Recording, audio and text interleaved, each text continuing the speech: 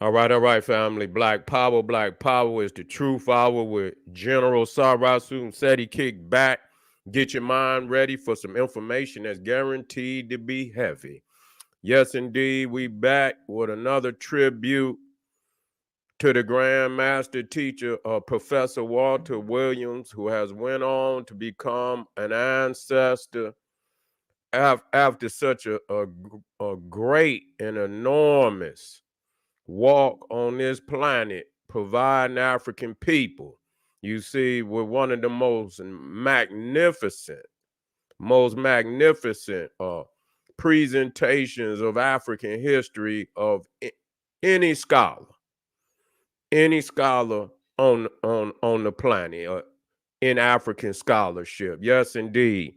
Walter Williams has most definitely, been instrumental in my life, in my research. He's most definitely been the on my Mount Rushmore, and I've been studying Professor Walter Williams now. Man, I can't even remember, you know. I can't even remember how long it's been, and because it's been that long, but I'm quite sure I've been studying Dr. Walter Williams now at least 35 years. You feel me? And when I read the information, it was so profound that I couldn't put it down. You see, it was that profound that I couldn't put it down. And in his presence, his presentation of the information. A lot of scholars they have dates and things of that, but his presence is, the Dr. Benz, the Dr. John Henry Clark, the Dr. Khalid Abdul Muhammad. See, they got that presence. And so he most definitely, and man, I was just thinking about Professor Walter Williams just the other day, honest God truth. And what I was thinking? I say, wow, I know Professor getting up there. I was just thinking, when my elders get old, I just think about them because you kind of have something in the back, the back of your heart, and like, yeah, you know, they getting up there, you know what I'm saying? And so I just thought about Professor Walter Williams the other day, and then, I just happened to be scrolling the internet and I seen that he had passed on, and I said, wow, wow. Wow, what a powerful brother to have walked this planet. And so, I thought that, I would most definitely, because I mean his works is all throughout, my research, and I chose to, build on top, a lot of and take it, and go further, and in my research on top of the subjects that he presented to me, but if he had not presented them to me, I still would have been in African scholarship, but I very well may not be, I might have a whole different presentation. I wouldn't be told, I would still be SETI, but the Serapis, the Medunetta, and the Hagia Sophia, and all those things that are so profound in my research. Dr. Professor Walter Williams most definitely led me down that path. I got, we're gonna listen to the Grand Master today. I like that, to bring his presentations to the family.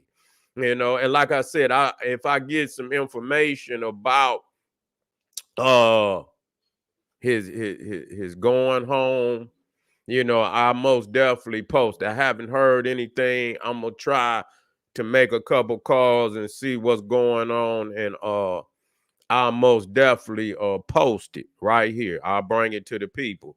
So if you want to send something to the Grand Master, hey, go right on ahead, because he didn't most definitely given us. And so, hey, make sure the Grand Master go home like he's supposed to. Yeah, make sure he do. Let's bring the Grand Master up here now. Let's get him on up here.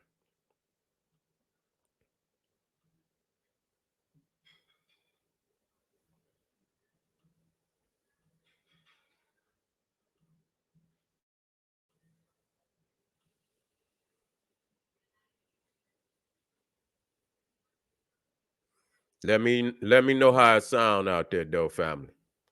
I want to make sure he is up like it's supposed to be. That will take us back to our greatness. And once we get back to ancient Egypt, and once we get back in touch with our own personal spirituality, then at that time, we can begin to unify as a people. And once we unify as a people, then we can do anything that we want to do. You remember in 1983 in Chicago, Illinois, there was a man It's by low. Harold Washington who ran for the mayoralship of the city of Chicago. Everybody remember that? Well, something happened in Chicago that year. Our community, our African community in the city of Chicago, unified around one man, one ideology. And that ideology and one man was Harold Washington, to put him on the 5th floor of City Hall to be the mayor of the city of Chicago. Little children walking around with Harold Washington buttons. Young people, high school, teenagers, walking around with Harold Washington buttons. Middle-aged people, old folks, walking around with Harold Washington buttons. And his white opponents would say, you know, I have a black book on Harold Washington. We say, we don't care if you have a green book on him. We're going to vote for Harold Washington. Well, you know, Harold Washington went to jail. So what? We went to jail too. Well, you know, Harold Washington don't pay his gas bill. So what? We're behind our gas bills too. We're going to vote for Harold Washington.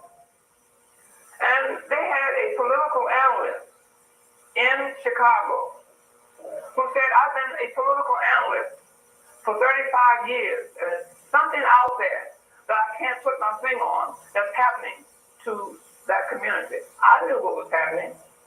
The thing that was happening to us was that we were unifying ourselves.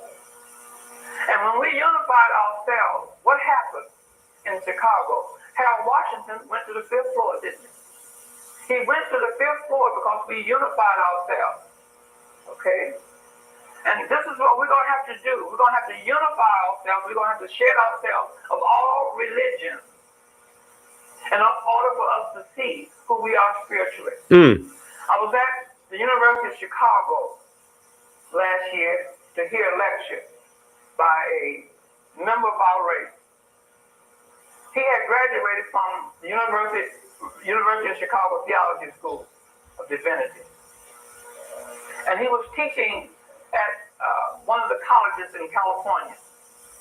And he was up there, he was very proper. He was using great, big, huge college, university words that you knew nothing about. At least I didn't. And he was rattling off all kinds of books that you can buy and so forth and so on. So anyway, at the end of his lecture, I had questions and answers, and I raised my hand. And he pointed to me. I said, sir, let me ask you a question and make a suggestion at the same time. The question that I want to ask you and suggestions that I want to make is this. Do you think it would be better for you to teach your students about the historical origin of these various religions? And the man, to my dismay, got heartless mad at me. And a long story short, about 30 days later, I woke up one morning with that on my mind. I said, why did this man get so mad at me? And the answer came back to me. And this is the answer. The answer that I received was this. If an individual knew the historical origin of a religion, they would never embrace a religion as long as you live, if you knew the historical origin of it. Okay? What they teach you about these various religions is traditional religious theology. The nice part. The things that they want you to know. The things that they have prepared for you to know. Okay? But on the other side of the coin, they don't teach you the historical origin of it. Because if you knew the historical origin of a religion, you would never embrace that religion. In my book, The Historical Origin of Christianity, it tells you how the European, Alexander the Greek, coming into Egypt in 332 BCE, how he tried to get himself admitted into the ancient Egyptian priest society. They wouldn't let him. He was rejected. He died 9 years later, 323 BCE. And in his place came Ptolemy I, one of his army generals called Lagi, called Soter. S-O-T-E-R means savior. That's very important because you do have a savior in Christianity. Is that correct? Okay. This Ptolemy Lagi tried to get himself admitted into the ancient Egyptian priest society. But he also was rejected. Rejected. So what happened was that he found a priest society in Memphis, Egypt, to make his image into a god. The Greeks and the Romans knew that in order to rule Egypt, they had to be accepted into the ancient Egyptian sacred priest society. But they were rejected because the Egyptian priest society did not take foreigners into their priesthood, especially illiterate, savage foreigners. Okay? So you have to remember that when the Europeans came into Egypt, and it still stands today, that he was an agnostic. He didn't know he was, but he was.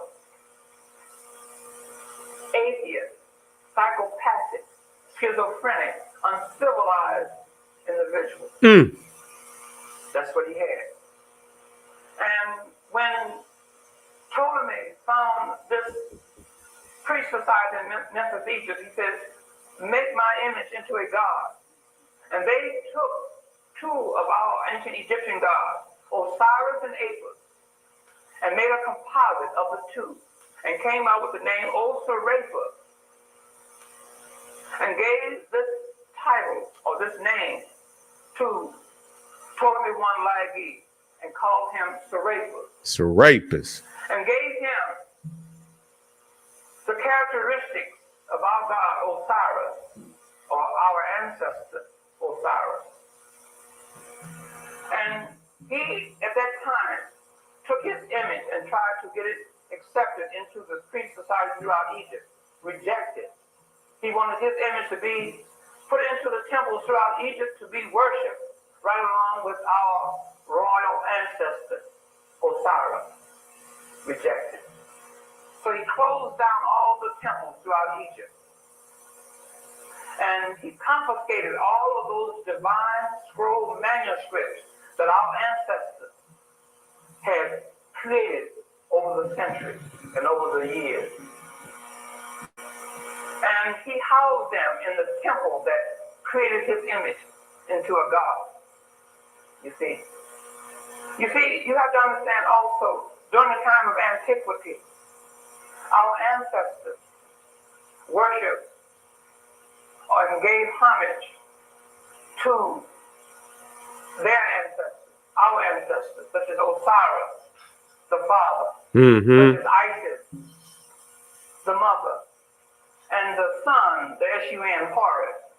Those were the royal ancestors of the ancient Egyptians. And when the European came, he wanted to be made part of that. And he wanted someone to make him a god. You see, God is a man. So it is very difficult for anybody to pray to God. When you're praying to God, you're praying to a man, because when you look up God in Webster's dictionary, it says a male deity. Then it goes on to say a supreme being. And when you look up goddess, it says a female deity, but it never says a supreme being. Okay? And these religions destroy the female out of every one of these religions. Am I right, sisters and brothers? That's correct. And when these temples was closed down throughout Egypt, because they refused to accept this European and worship. He closed the temples down, confiscated all of their divine scroll manuscripts, and divided the community. And told the priests, you cannot build any other temples. So they began to have spiritual fellowships in their homes. And as the years went by, we're going to go through a time of Constantine. Everybody heard of Constantine? Okay. We're going to go through the time of Constantine. There was an exterior Coptic religious community there that refused to accept this European and worship this European as a god. They only had a handful of these male-type Coptic Uncle Tom Egyptians. They were the Uncle Toms of antiquity. But they accepted these were the bourgeois Coptic Egyptians. Now, we have some of those in our society today. And they all live there with white folk. They never come down to the grassroots and walk among and talk among our people. So these bourgeois were the ones that kept this Serapis among the Greeks and the Romans alive, this image. Okay. This image of Serapis is known today as Jesus the Christ. Jesus the Christ. And when Constantine came to power, something happened during his time. There was a division in our community at that time. It is called and known in history as the Schismatic controversy. That controversy came about when members of that religious community turned over sacred writings to Diocletian, the Roman emperor at that time. And division came about when members of that community, such as Donatus and Bishop Secundus, said you were supposed to have martyred yourself instead of turning those divine writings over to this Roman emperor. You're supposed to have martyred yourself, just like your predecessors and your ancestors before you. And so what happened was that community over in Egypt was divided all across North Africa. I'm going to give you an analysis of that. In Chicago, I told you about the unification that we had in our community when Harold Washington was being elected in Chicago, right? When Harold Washington died, division set in. Okay? Our political-based community was divided. What happened during that division was a white man came right up in the middle of it and became mayor of the city of Chicago, Richard M. Daley. He's the mayor today. How that sound out there, y'all? That happened to us in Chicago. So the same thing during the time of Constantine, and we're talking about in the 4th century, a division came about, and it's known as the Schismatic controversy. Okay. That controversy caused Constantine to go to a member of the exterior Coptic religious community who had refused to accept this white man as God and made a deal with that individual. That individual's named Sylvester I said, listen, Sylvester, if you accept Serapis, this white image, into your community and get the rest of your people to do the same, I will give you my imperial emblem of authority over community. In other words, you would be the head NIC. You know the head HIC. And all I want is to be baptized in that community, in your community. That's all I want to do. And if you do that, you'll have authority over the whole community. I have no authority. So the pastor accepted that. And he became the head HNIC over the county community. And that deal is known in history as a donation of Constantine. Now let me add something to that, because I mean the Grand Master will blow your mind. He'll blow your mind. We're gonna come back to him.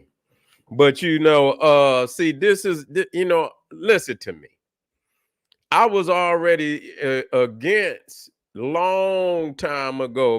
I used to get into it with them Negroes about that Medunetta, even before I found Professor Walter Williams. And I had my own reasoning. I would go into the stolen legacy and, the teachings that Dr. Ben had given me. And it was certain teachings that I used to, to verify that the Medunetta had not been deciphered, because it was a secret language. And so when I finally, I ran into Professor Walter Williams, man, it was like, wow, where this brother been?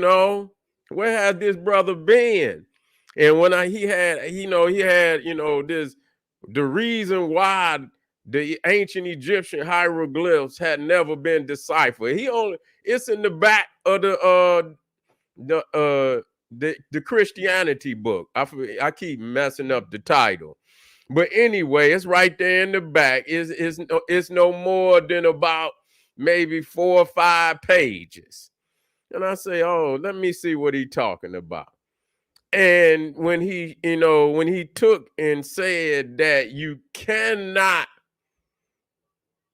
add alphabetical letters to symbols and render the meaning.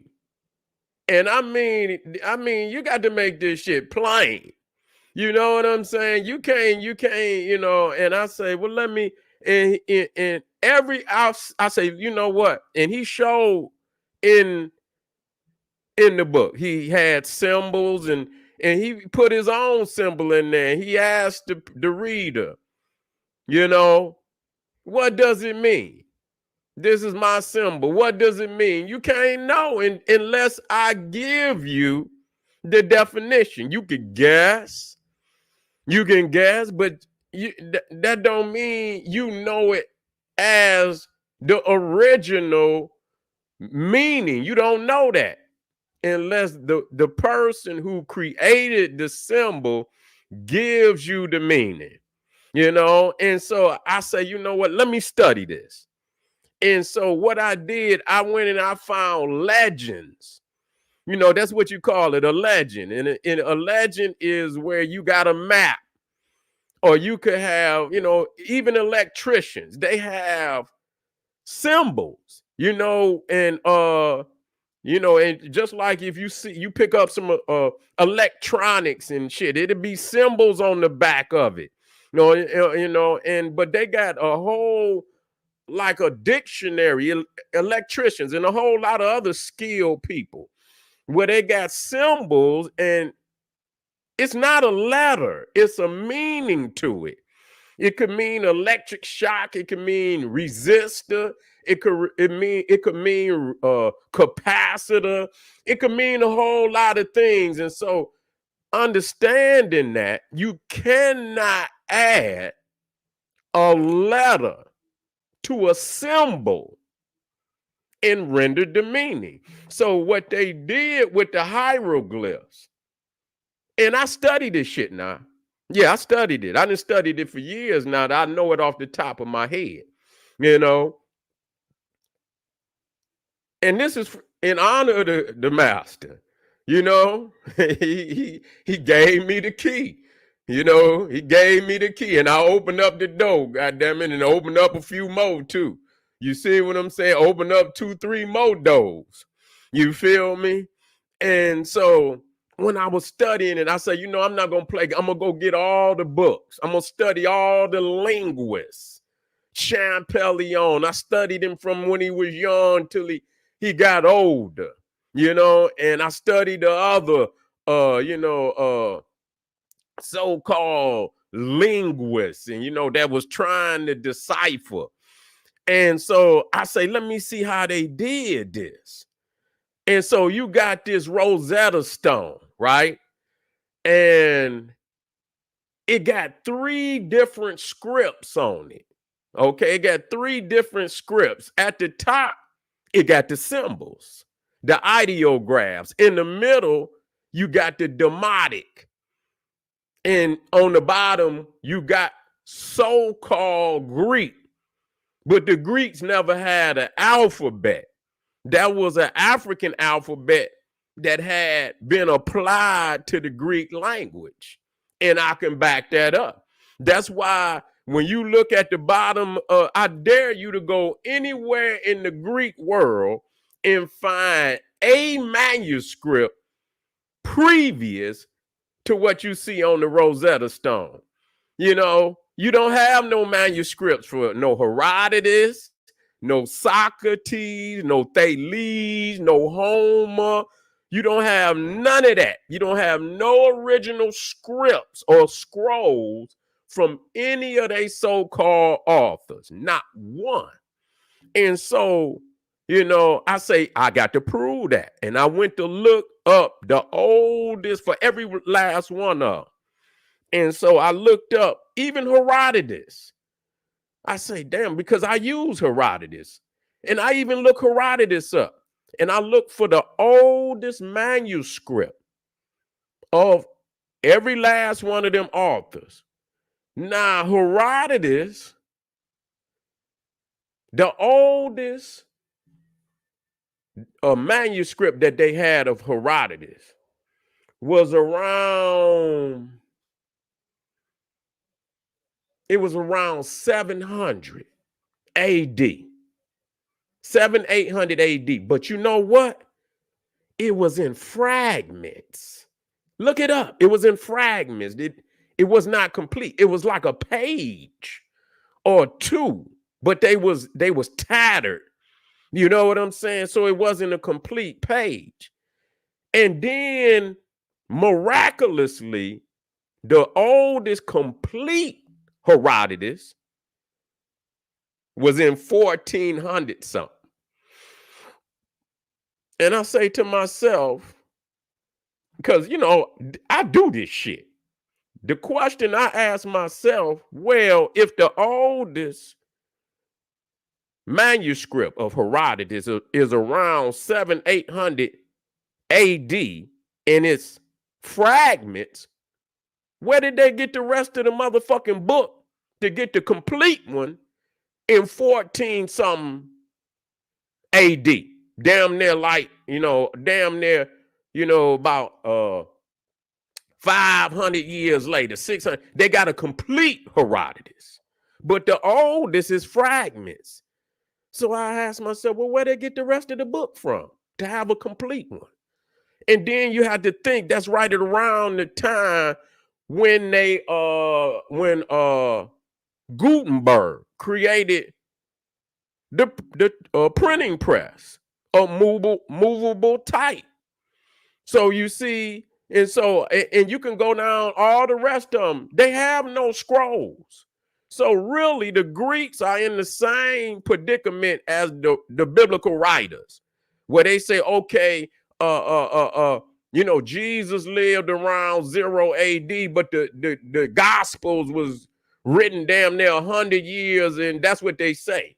That's what they say. And then Moses wrote the Torah, and he lived around 1200 BC. But the oldest Hebraic scriptures is the Dead Sea Scrolls, and they're about 300 300 AD. So that's a damn near 1,000 years between when Moses was supposed to wrote it to the oldest manuscript. So the reality is institution, which Walter Williams taught. When you talk about institution is like God. It's self-explanatory. I mean, it's like creation. You just look out and it is. When you got institution and you got, in order, what you need for institution, you need first and foremost, you got to have an alphabet, because you got to have an alphabet. Not only do, now I'm gonna span, not only do you have to have an alphabet, you got to have a dictionary, because now you got to have an alphabet, but you got to have words to define your reality. You see, you have to name things. So you're gonna have an alphabet, just like when you went to school. You start with your alphabet. You see, we didn't know that the cursive form of writing came from ancient Egypt, but we was actually practicing our culture. Or when we was doing the letters, that's our culture that go all the way back to Africa. But see, you got to have an alphabet, then you got to have a dictionary. And then outside of the dictionary, and before you can even have the dictionary, you got to have paper. And that's how we know, because the original paper is papyrus. If you was writing before the Africans, what the fuck was you writing it on? Because it wasn't paper, you see? So we talking about the modern world, the most advanced technology was paper. It still haven't been surpassed. I don't give a goddamn what you say. And so you got to have the paper. You got to have the pen. You see?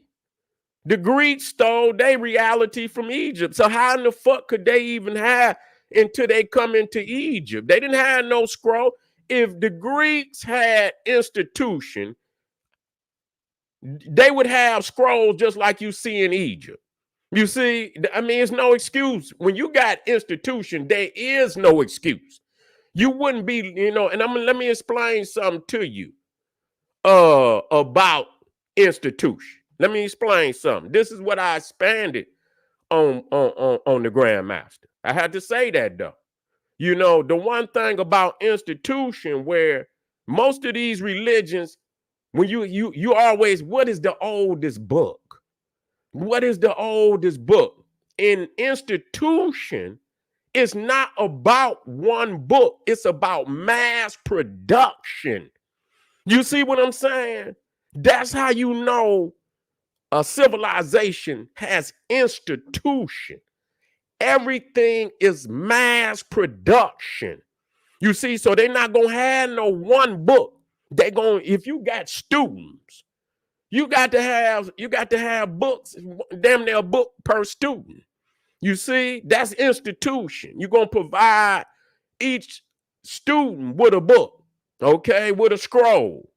So when they go down there, that's how the ancient, and they would have to copy that scroll, but each student would get a scroll. That's why when you go into Egypt, you find it everywhere. It's mass production.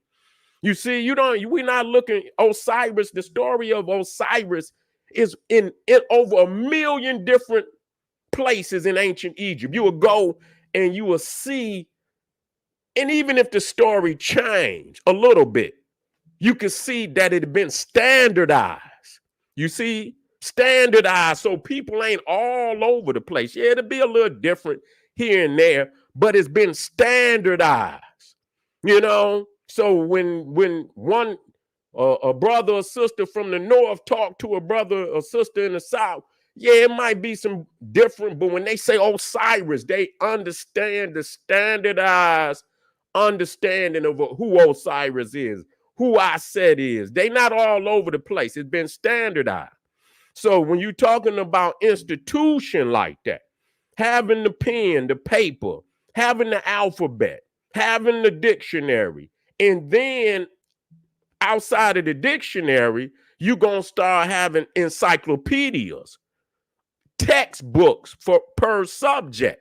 You see, and so when you see in ancient Egypt, I mean, everything, when you're talking about high science, it must be written down. You see, you're not going, when you talk about the technology of how they built the pyramids, when you see them, I showed y'all that. Now, I ain't going to show you right now, but I showed y'all. When you see architects come out, like say, for instance, they come out on the site, do you notice that they still keep the blueprints like ancient Egypt, like the scroll? They bring them out and they unroll them right there on the spot, and they look at the measurements. See, they keep them, they still on scrolls. They still on scrolls, even right now to this day. And so these are things in order to have institution. In order to have institution, you got to have the alphabet. You have to have words. You have to define the words.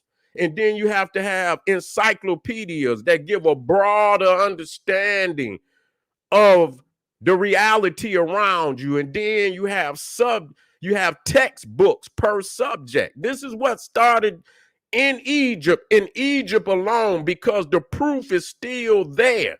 And so when you educate an institution, you educating masses. You see, the masses have been, not no one people, they're going there, oh, this is the oldest book. In institution, you're not going to have one book. It will always be mass production. When you go down to the library today, you walk into the library, you see some, even little branch libraries could have 50, 60,000 books in a branch library. In a branch library could have 50, 60,000 books. Some books, I used to work at a library when I was young. Some books that's real popular, when you go to the shelf, they would have to have, for some of the most popular ones, like the autobiography of Malcolm X. During Black History Month, I mean, that's like one of the most, when they start doing they book reports. So when you go to the shelf, you got to have at least 20 up there. I remember the librarians, when it got time for Black History, they will order some more, because they know them kids was coming in there to get a lot of them more popular books. You feel what I'm saying? So that's what institution is, meaning that when people come, you ain't gonna have one. And then you can tell, when you look at all them books, over them, 50,000, 60,000 books, that it's more than one person that's educated. If it's 50, 60,000 books in there, then it's 50, 60,000 educated individuals that know the language and know, have been trained and educated. So that's the one thing about being in an institutionalized nation. You're going to have millions of people writing. And so you're not going to have no one book. You're not going to be looking, what's the oldest book? We're not looking for what's the oldest book, because everything in Egypt is ancient. All writing on everything. They wrote on everything. And so, there's no excuse if you institutionalize. You should not have to ask where the goddamn books is. And you got millions of people in that society educated in writing and language. There's no way. You can go down to some of the biggest libraries in the United States and find, you're talking about the Smithsonian. The Smithsonian have over 100 million pieces of material, meaning they got books, then they got newspapers, they got an audio and things of that nature. You see what I'm saying? So when you go into an institution like that, you got 100 million pieces of information.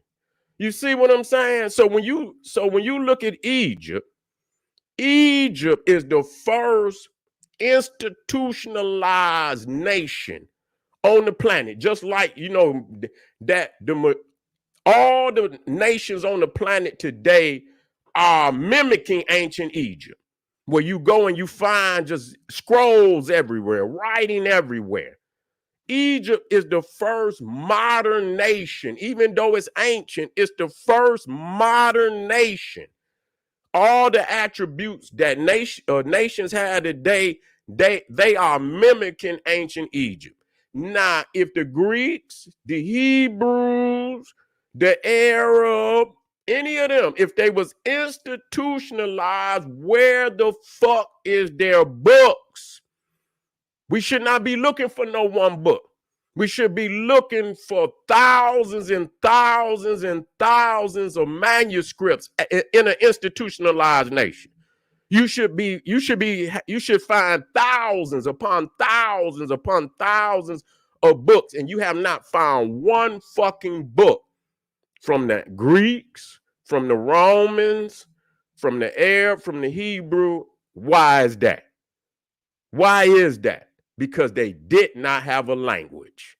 And so now I'm going to bring it back. And I'm going to get back to the Grandmaster, because I just want to show you what he, how he heavily influenced me to, like, wow, I see now. Thank you, Grandmaster, for showing me that. You see what I'm saying? They didn't have no goddamn alphabet. Where the fuck is the books? What'd you write it on? You should have been just as successful as preserving books as the ancient Egyptian. When you go into the Greek temples, they ain't got no writings on the wall. They didn't have no alphabet. They did not have an alphabet. Okay? The populace of Greece was ignorant, illiterate. The populace of Rome was illiterate. The Europeans didn't come out of illiteracy until damn near the 17, 18, let me be real with you. They didn't come out the damn, and many of them ain't out of it yet. They didn't, you see, and this was what tripping people out. They didn't have access to books like that. Just in the last 100 years, and it's blowing people's mind, because they see, if you don't, because we've been knocked out, we hit over the head, and so we was blacked out, and so we don't understand that these people didn't even have no books or history. You see, and so now that they didn't re-educated us in the last 100 years into their indoctrination, we don't understand that they literally just got books, the Bible. They didn't have no Bible in the 1400s. They didn't have no goddamn Bible where you could go in your house today and you can find, I got about 10 Bibles. I got about 15 different kind of Bibles that I need. Some people got 4, 5 Bibles. Man, listen, in the goddamn 1700s, the commoners didn't have access to no damn Bible. So you know how you think they didn't know nothing about it. They just like Professor Walter Williams said, they what's the word? Where they just freestyle. You understand? They didn't know that they just went off just like you telling a fable and shit. They wasn't reading from no chapters and no goddamn verse. What they heard another motherfucker say about Daniel, or what they heard another mother, they just regurgitated that, but they was not reading from no chapter or no fucking verse. They just got access to that Bible not even when the printing press was created by Gutenberg, because the populace still was uneducated. They had to go and educate them on the alphabet and just what I just in definitions and sentences and shit. And so they basically just got to the level where they were reading books on the average level in the fucking 1900s. I'm telling you this. Anything before that, only the priesthood, the elect, not even the ones at the bottom, the ones that was at the top. You see what I'm saying? A lot of them goddamn royalty was illiterate. They didn't know a fucking thing. So I'm tired of motherfuckers acting like the Greeks and shit and this, that, and the third, and Champollion and this, that, and the third. And we go, like I said, I'm gonna get back to the Grandmaster. But I want to show him that he didn't. I want to show him, and so he can grade me. You understand? From a mentor, I want him to give me a grade. You know, and whisper in my ear if I done messed up somewhere. You see, you know, that they just got access to this information just recently and just got access to mass literacy. Africa had mass literacy over 5,000 years ago. When you think about the two great library cities in world history, you talking about Egypt and you talking about Timbuktu. And so again, you know, and Timbuktu had almost a million scrolls. You see, almost a million scrolls. The Arabs didn't have no scrolls. They didn't have no scroll. They're another lying ass race. You know, and here they come out the damn desert. And then when they come in, they didn't have no books. They was out there riding on camels. And then when they come in to Egypt, then they come in and all of a sudden you got Arabs and Muslims with that invented geometry and all this geometrical treatises and all of this. These is Africans that already had the knowledge and they didn't put an Arab name on them. God damn it. Hey, these goddamn, how the hell you gonna trip over the damn boundary line between Arabia and Egypt, and then all of a sudden over there you a camel herder, then you trip over the goddamn boundary line between Arabia and Egypt, and then you become a great a mathematician and a great scientist. These was Africans that already had the knowledge. These was Africans that already had the knowledge, and they gave them an Arab name, a Muslim name, to confuse you that somehow this is some Arab legacy, and you can't find nothing in ancient Arabia but a damn tent with camel skin, goat skin. Okay, so we got to dispel that myth too. And so family, so now I'm gonna run back up here now. I'm gonna run back up here. So at the Rosetta Stone, and I'm gonna take 2 minutes. You see what I'm saying? In the Rosetta Stone, you see, you go and you look at the bottom, and you got so-called Greek. In the middle, you got the Demotic cursive, and then you got at the top, you got the ideograms, which is the symbols. Now, it's crazy how many alphabets that they had, because even the symbols had a cursive script. A lot of people don't talk about that, but even the symbols had a cursive script. Now, what they realized, because the top was broken, you see, the top of the stone was broken, and so you know, right there, it's been damaged. Period. It's been damaged. You missing something. You missing something. So there's no way you're gonna be able to. And even then, when they realized that it was far more symbols, because what they was gonna try to do is try to take letter for letter. You see it, but it was more symbols than it was the so-called Greek alpha, letters. It was more symbols, so they couldn't match it symbol for symbol. And in the Demotic, I believe it was more Demotic letters than it was Greek, so it didn't match. So they couldn't match it, letter to symbol. And so what they did, they could understand some of the words like Cleopatra. They could, in the Greek, they could understand that. And so what they said is, you know what, them cartouches, them must be the names of the royalty. And so because they could see Cleopatra, they could see Ptolemy, they could see Alexander, what they did is they would try to take them names and match them on to the cartouches. You see? But let me tell you, that it did not work. It did not work. They could not match evenly, even trying to do that methodology. And that's why they try to use Coptic and other languages to try to fill in the gaps.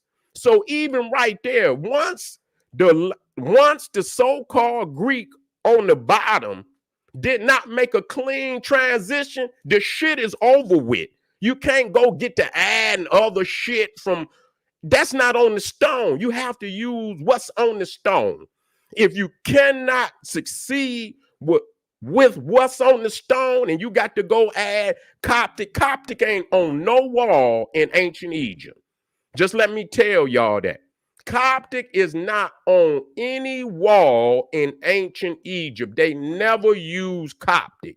So they telling y'all that Coptic is the last evolution, stage of evolution in the language of, who told y'all that? Who told y'all that? Who told y'all that? You see, so when they tell you something, and you believe it, and then they get away with it. No, they could not decipher. Now, I'm going to tell you, and then I'm going to come back out, because this is why I do this for you. So I want you to rationalize. Even, and listen to this, and I'm going to show you little gems that I could drop on you. Now, when you see them spell, I used to say Ptolemy, but it's not Ptolemy. It's Ptolemy, right? Ptolemy. But ain't that, when you don't hear a word or letter, that's English. I believe that's come from the English language. How is it that you put a P on one of them symbols, but it don't say shit? You don't say Ptolemy, you say Ptolemy. So the P ain't even got a motherfucking sound. Listen to me what I'm telling you, man. Listen to me what I'm telling you. When you look at Ptolemy in the cartoons, if you go look it up, they're gonna have P in the front. They're gonna put a P on one of them symbols, but they don't even pronounce the motherfucker. It's Ptolemy. Yeah. But that's different. See, you sound it out now, but in that sense, they don't say Ptolemy. We understand. Listen to me. It's not the sound. It's not the sound itself. It's the grammatical rules that's in that translation. You see what I'm saying? Where they do not sound the P. I'm not saying they don't have the P sound, but why is the P there if it's not pronounced? Explain to me that. I think the English language is the only language where it do that, where you got a letter there, but it don't make a sound. If it don't make a fucking sound, why is it there then? Why is it there? Explain to me that. So really, you don't even get the P. You take the P off. You see what I'm saying? Take the P off because it don't make a sound. Okay? And so when you look at how many letters that they actually got, they got maybe like 2, because what they do is they find another stone that got the various Greek names. They didn't have that many. Majority of the queens was Cleopatra's.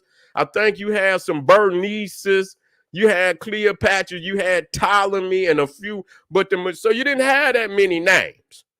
And so they, out of all of that, they only got about 13 letters where they could, that it did not. So what I'm saying is that they failed in trying to use the so-called Greek to match it up on the ancient Egyptian hieroglyphs. They failed in that. And so what they did, they came and added other shit like Coptic and to give you the illusion that they had deciphered it. You see what I'm saying? It's an illusion. It's an illusion. It's an illusion. Everything is just like goddamn Marvel Comics or Disney or any of that. where they then created a whole world, and then they put all type of stories together. I mean, you can look up and create and see some things happening, and then you add, you bring it to life how you wanted to bring it to life. The words, they have no understanding based on the symbols. That's what that's all I'm trying to tell you, that they have no understanding based on them symbols. And so Walter Williams was the one that he say you cannot put an alphabetical letter. Now, before I get out of here, because I want to teach you, I want you to have these gems. I don't want you to get away from me now. I want to be able, even African now, because this is what these niggas is doing now. So you don't trip. Even African, because what they'll do, they'll come and say, oh, I'm putting this on it. I'm putting that on it. It's a secret language, meaning that the symbols have definitions based on the priest, the understanding of the priest. If you, like I said, if you go to a symbol, it could have a paragraph. It could have a book worth of information. You're not going to have no letter. So what they'll try to trick you is and tell you, well, we're going to put an African language. You cannot put an alphabetical language on the hieroglyphs, even an African language. They fooling you with that. So they can trick you. And only thing, that's just like niggas painting white Jesus black. You see, and you know, that's all they doing. They're trying to trick you into believing that you can take. No, you cannot. You cannot take no alphabetical language and add it to a symbol. So do not be fooled. Do not be fooled. Okay. And so again, so that's what the Grandmaster taught. And I went, and like I say, if you go look up, go look up, just look up legends. That's all you had to do. Map legends. And what you will see all type of legends. You could, like, if you, sometimes they'll have a map of a park, and they'll have, you know, picnic area or waterfalls, you know, they'll have, you know, just different things that you will have in the park. And then they'll have the legend at the bottom, and it'll tell you what it is. It's telling you to do something. It's telling you the stop sign. It's telling you to stop. It's not a letter. You can't put a letter on a stop sign and render the meaning. You see what I'm saying? You could come to the railroad tracks, and it'll let you know railroad tracks. It means stop, nigga. You for this goddamn train run your ass over. You see? Stop.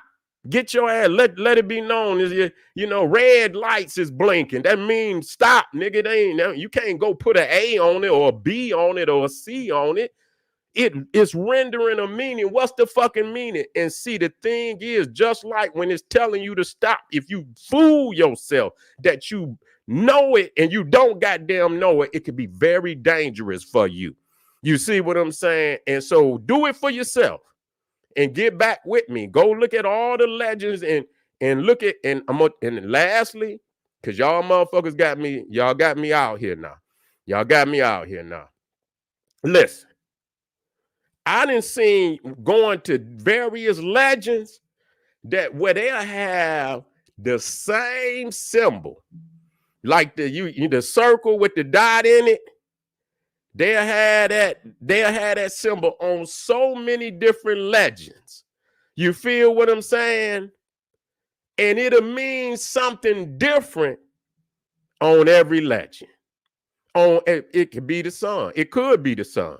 It could be something different. It could be the atom. You see, it could, you know, it could be a record. You just like you put, you know, you notice that when you look at the record that you put on, the vinyl that you put on a record player, that it looked just like the guy. It could be a CD. It could be a DVD. You see? Yeah.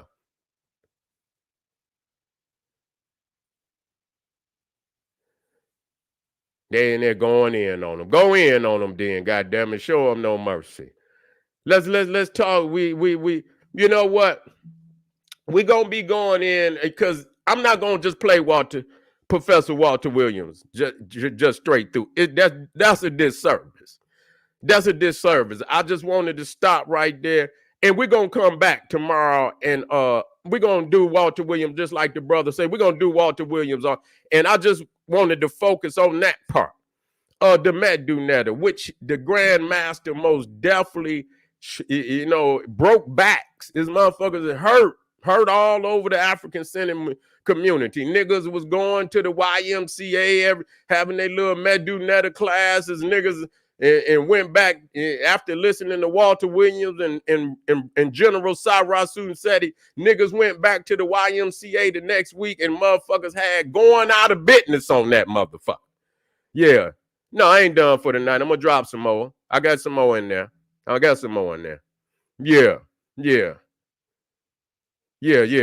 So, yeah, so that part of we want to most definitely, and we going to get on that Serapis too. We're going to get on that Serapis. Tomorrow, we're going to play the Grandmaster. I'm going to have it right there where he go in. I'm going to go in on the next day. I'm going to go in on Muhammad.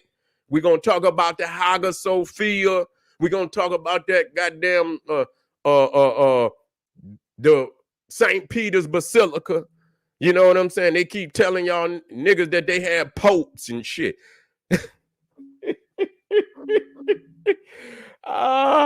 Hey, they keep telling y'all they had popes in Rome, since St. Peter the Apostle.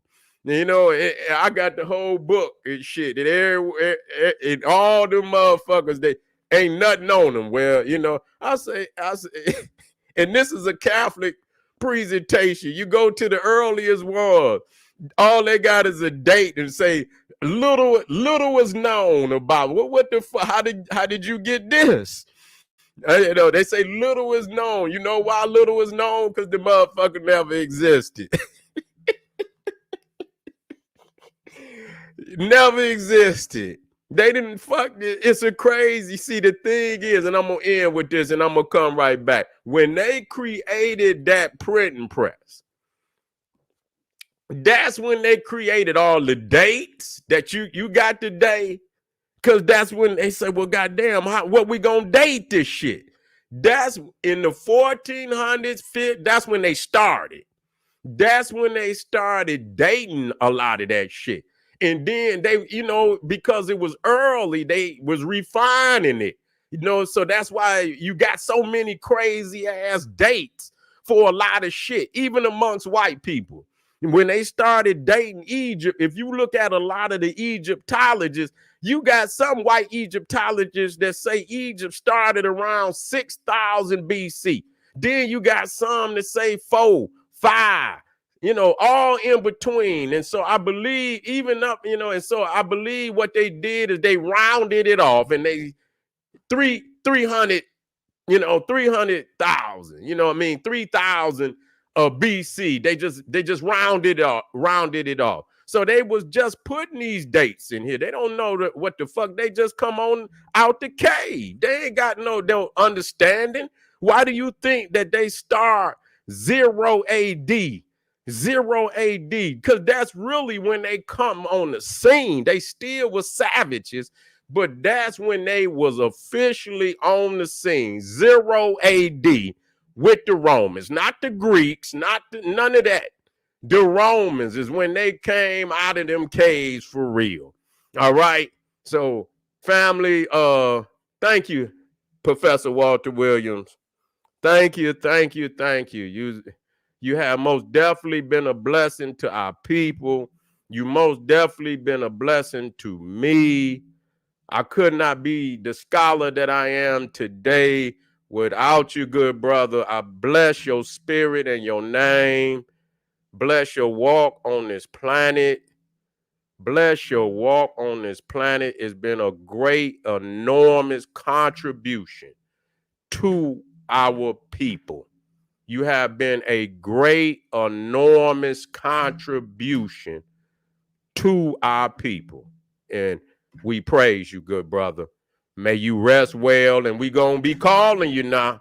We're going to be calling on your name, good brother. So if you want to come on down and commune with your family, come on down, because we calling on the great ancestor all week. What is this, Monday? We going into next week. All right, family. I'll be right back. Arm yourself with knowledge. Bang on that wicked ass beast daily. Liberation through African education and confrontation, Black power.